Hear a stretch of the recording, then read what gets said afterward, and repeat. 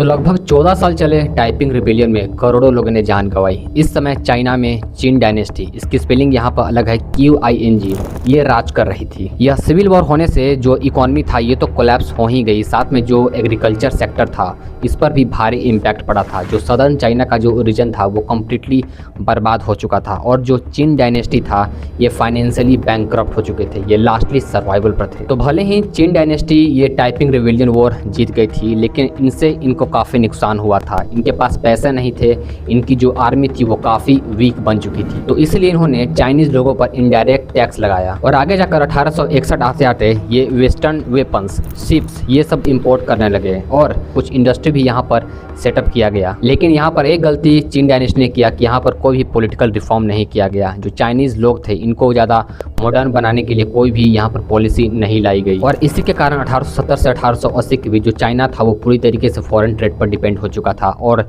इसलिए आगे जाकर ब्रिटेन, फ्रांस और रशिया इनकी टेरिटरी पर कब्जा कर लेते हैं। चाइना धीरे धीरे अब एक सेमी कॉलोनियल बन गया और धीरे धीरे चाइना अब एक और वॉर की तरफ बढ़ रहा था। दरअसल जो कोरिया था वो इस टाइम ट्रेडिशनली चाइनीज इन्फ्लुएंस के अंदर था, लेकिन ये बात जापान को पसंद नहीं आ रहा था। जापान को कोरिया बहुत ही ज़्यादा पसंद था एज ए स्ट्रेटेजिक लोकेशन। तो जापान को ये हमेशा से डर था कि अगर वो कोरिया में एक्सपेंड करेंगे तो चाइना इसको रोकने की जरूर कोशिश करेगा। तो इसलिए जापान ने क्या किया, इसने अपनी आर्मी को, अपनी नेवी को, अपनी इंडस्ट्रीज को ज़्यादा मॉडर्न बनाया और ये चाहते थे कि हम लोग एशिया में as a major power recognise किया जाए। और उधर जो चिन डायनेस्टी था ये काफ़ी वीक थी, इनके लीडरशिप भी काफ़ी वीक थी और ये जो वेपन्स इस्तेमाल कर रहे थे वो काफ़ी आउटडेटेड था, वो जापान से लड़ नहीं सकता था। तो देखो कोरिया में जो सिचुएशन थी ना वो लोगों की बहुत ही ज़्यादा ख़राब थी। वहाँ के जो मजिस्ट्रेट हुआ करते थे वे काफ़ी करप्ट थे। कोरिया के लोगों पर पहले से ही ज़्यादा हैवी टैक्स लगाया जा रहा था और जो फॉरेन इन्फ्लुएंस था वो भी ज़्यादा बढ़ चुका था। तो कोरिया के जो लोग थे वो प्रोटेस्ट करने उतर जाते हैं। जो प्रोटेस्ट कर रहे थे वो मेनली डोंगक के फॉलोअर्स थे। तो जब ये लोग गवर्नमेंट को डिफीट कर देते हैं, घुटनों पर ला देते हैं, तो जो गवर्नमेंट होती है वो चाइना से मदद मांगती है। चाइना अपनी आर्मी को भेजता है, अपने ट्रूप्स को, तो जो जापान है वो भी भेज देता है और बाद में जब लड़ाई होता है